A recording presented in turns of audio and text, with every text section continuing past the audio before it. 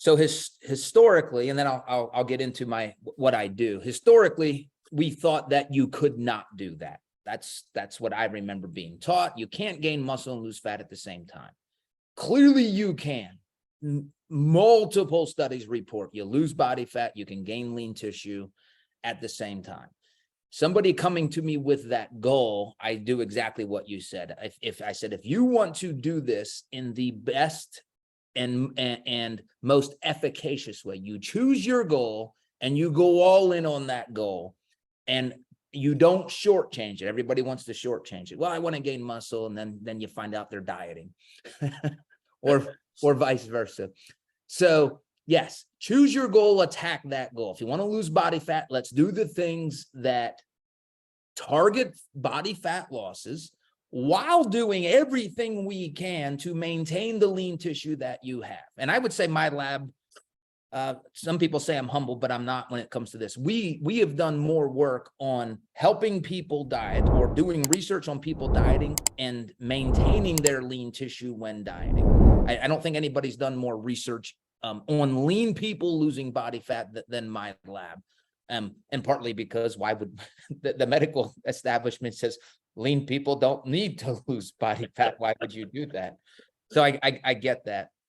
And then the other side is, yeah, if you're telling me you want to gain muscle, do everything you can to gain muscle. And in either of those scenarios, what I say is we have to be comfortable with a little bit of body fat gain if you're going to try to build muscle. If you're going to try to lose fat, we at least have to entertain the idea that maybe you won't maximize the amount of muscle you could be gaining during this period of time.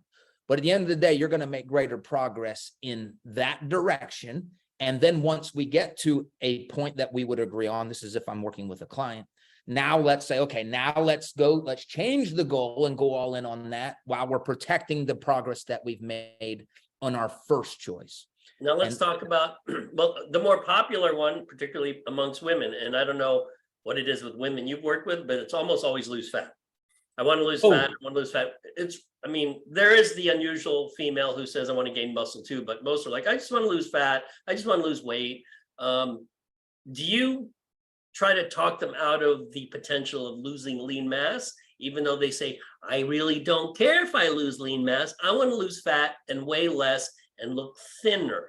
Or you're like, you know what? Okay, if you lose lean mass, that's fine. It's you know, it's nothing. You know, there's no sacrifice on my part. So what do you do? What advice do you give for that individual? Yes, generally, if people are coming to me, they know what I do, so they would know that I wouldn't be that would probably be a little bit feisty if they said, I don't care if I lose lean mass. There's a lot of harms with losing lean mass: performance outcomes, future risk for sarcopenia, and we can get into hyperphagia, where you're actually going to have fat overshoot, where you gain more body fat after a diet has been over for a few weeks than what you had before you started the diet. And the people that look into that believe that's a lean tissue reduction problem, not a body fat loss problem. So there's all of that.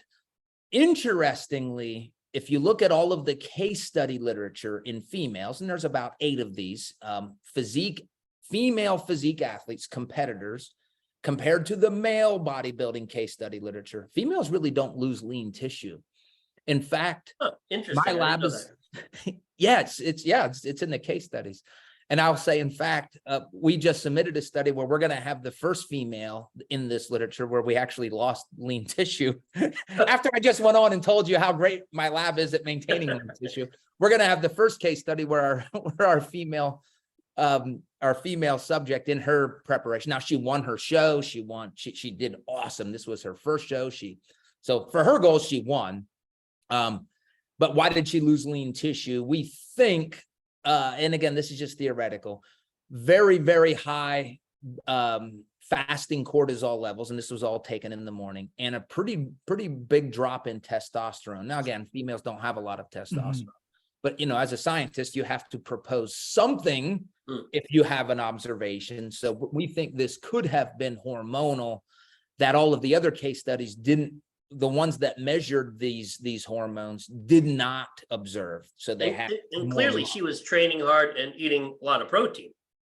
Oh yeah, yeah.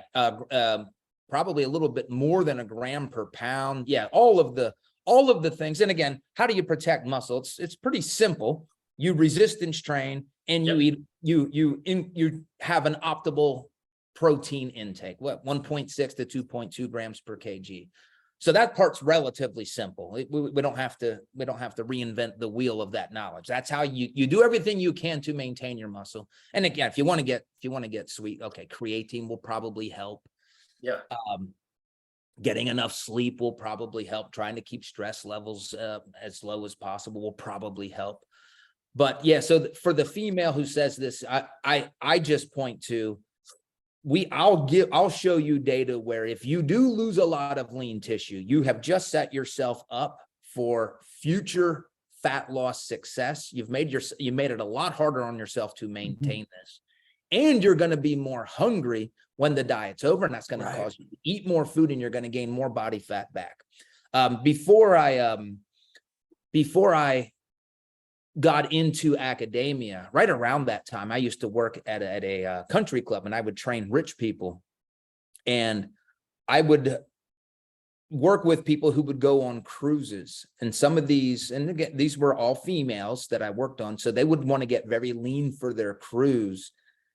And I remember when they came back, some were almost unrecognizable. It was amazing how much weight a human body can put on. Now, again, unrecognizable. They gained weight on the cruise. Yeah, they went up. Yes. Oh, yeah. wow. So they worked with me. And again, I was not a scientist at the time. So I probably didn't serve them as well as what I could have. But the reality is we didn't have a lot of this research then.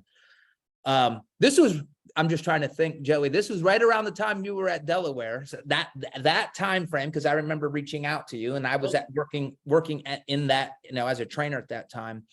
But I saw it firsthand, women that wanted to be very aggressive with their diet, met their goal, go on a cruise, and then there's two things that are really working against them. One is unlimited access to food, and two, experiencing what I believe is a true hyperphagic response. And hyperphagia is defined as an uncontrollable desire to eat or an insatiable desire to eat. So you put those two things together, I am ravenously hungry, and I have as much food as I could possibly want on this cruise. And just, I'll never forget that. And maybe that's probably had an impact on just what I want to contribute to this, to the space. Like, well, how can we prevent this? And I think you prevent this by protecting lean tissue when you're dieting. And what does that mean? That means don't embrace crash dieting for long periods of time. Take a